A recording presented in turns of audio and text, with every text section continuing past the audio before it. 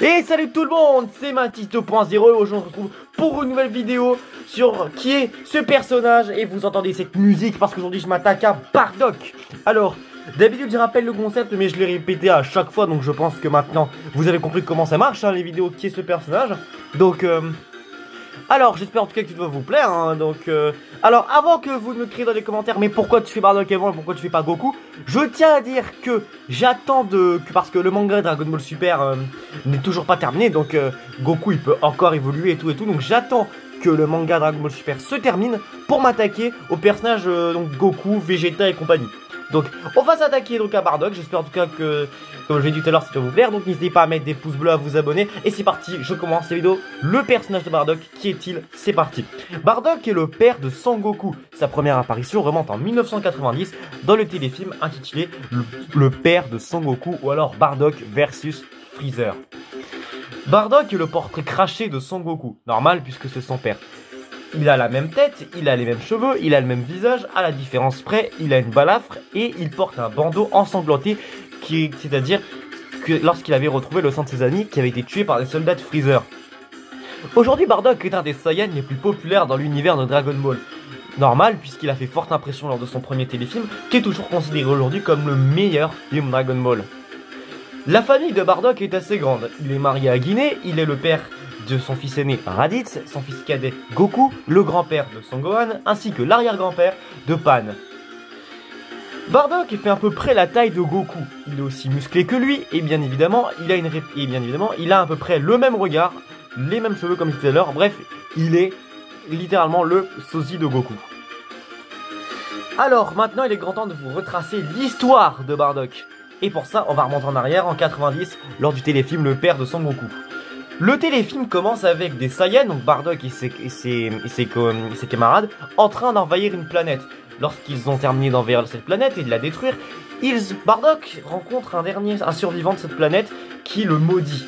Il sera condamné à voir l'avenir de sa planète et il ne pourra rien y changer. Au fur et à mesure que le téléfilm avance, Bardock a de plus en plus de visions voyant sa planète détruite et son fils qui pleure, en entendant les pleurs incessantes de son fils. À son réveil, lorsque Bardock décide de rejoindre ses camarades, il les retrouve tous morts sur la planète, je sais plus comment elle s'appelle d'ailleurs, et son camarade Thomas lui dira que c'est Freezer qui a envoyé ses soldats et qu'il a l'intention de détruire la planète Vegeta. Bardock resta et décida de venger ses camarades et réussissa à tuer tous les soldats de Freezer à l'exception de Dodoria qui lui mettra une grosse raclée. Ceci dit, Bardock ne sera pas mort. Gravement blessé, il retournera sur la planète Vegeta et essaiera de convaincre les Saiyans de lutter à ses côtés contre Freezer.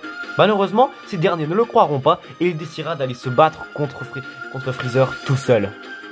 Malheureusement, il ne fait pas le poids et finira mort dans l'explosion de la planète Vegeta. Ceci dit, il a une dernière vision où il verra Goku, son fils, faire face à Freezer et il saura que ce dernier le vaincra. Dans une dernière scène, la voix de Bardock est entendue, disant à Goku de venger son peuple ainsi que de lui rendre justice.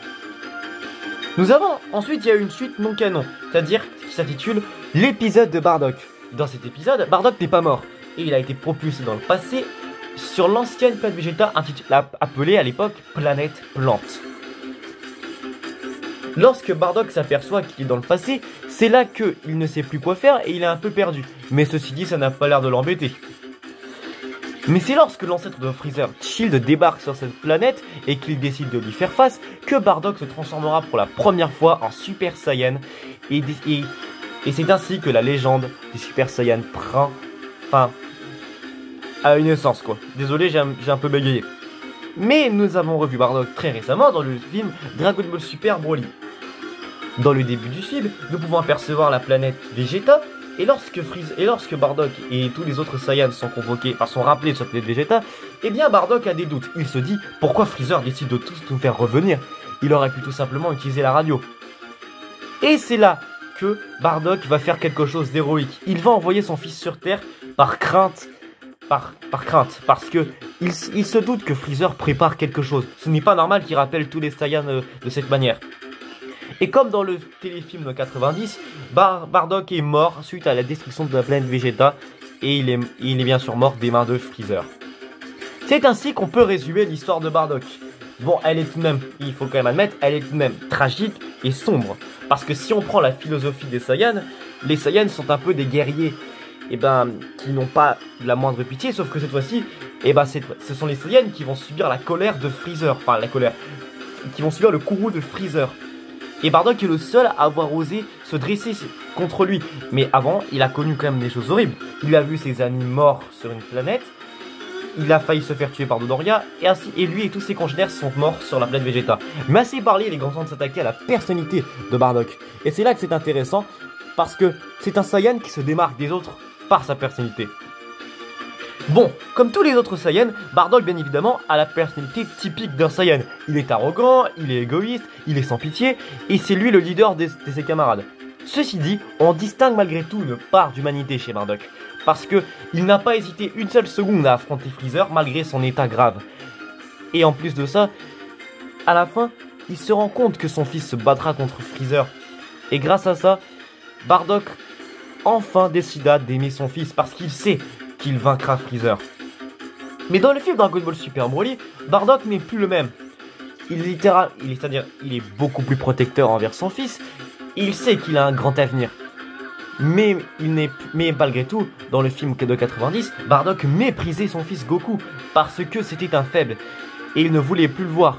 Mais comme je l'ai dit, lors de sa mort, son avis sur son fils va changer.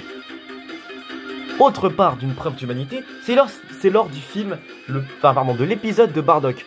Donc, lorsque Child envahit la planète la planète plante, lorsque Berry, un enfant de cette planète, a failli se faire tuer, Bardock se met en colère et se transforme pour la première fois en Super Saiyan et arrivera à vaincre Child, à même à le tuer.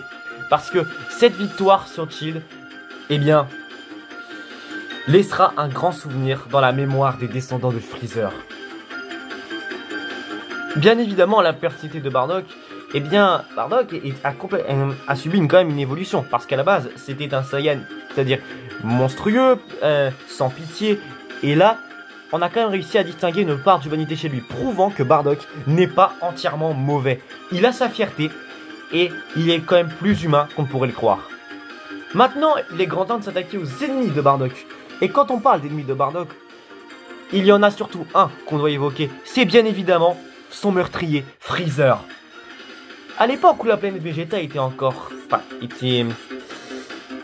encore, voilà.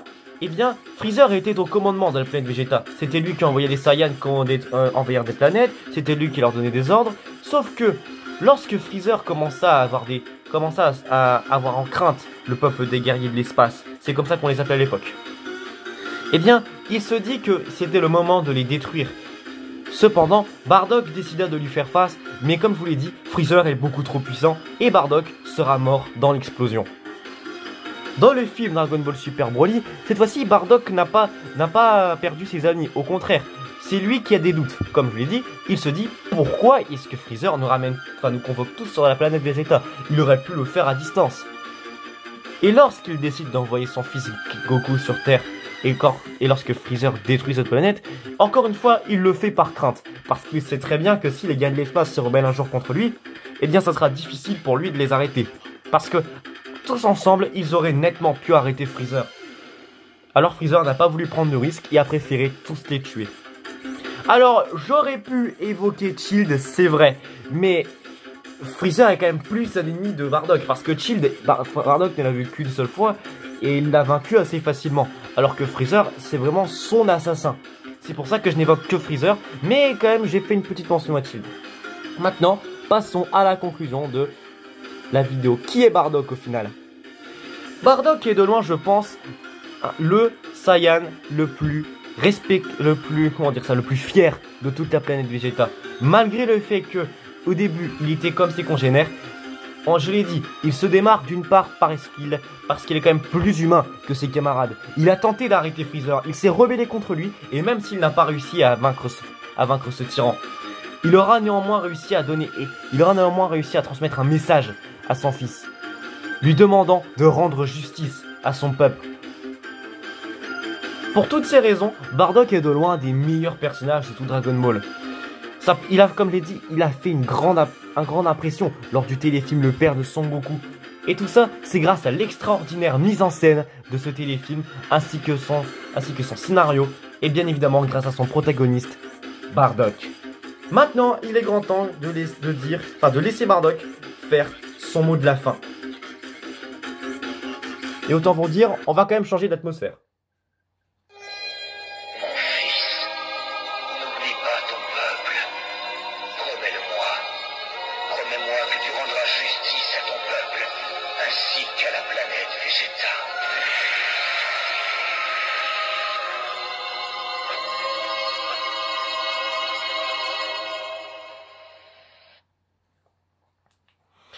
En tout cas les amis, j'espère que cette vidéo vous aura plu. Je vais quand même remettre la musique. Donc, quand même, j'ai bien aimé la faire parce que vous savez déjà, j'aime beaucoup Bardock et j'aime beaucoup Dragon Ball. Donc, j'espère comme je le dis que ça vous aura plu. On se revoit très bientôt pour une prochaine vidéo. Donc d'ici là, je vous dis au revoir et à la prochaine les amis.